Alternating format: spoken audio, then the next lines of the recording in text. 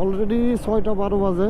চেকপোস্টে দাঁড়া করাইছিল, প্রথমে বলছিল যেতে দিবে না, পরে আবার রিকোয়েস্ট করলাম, পরে বললো ঠিক আছে, যেহেতু অনেকজন আছেন একসাথে, এমনিতে নর্মালি এত 6টার পরে দিই না যেতে, নাগের দিলে আবার রাগ করবেন, তার জন্য যান, আজকের মতো দিয়ে দিলাম।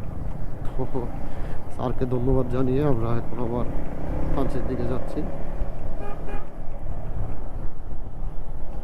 রাত হয়ে গেছে।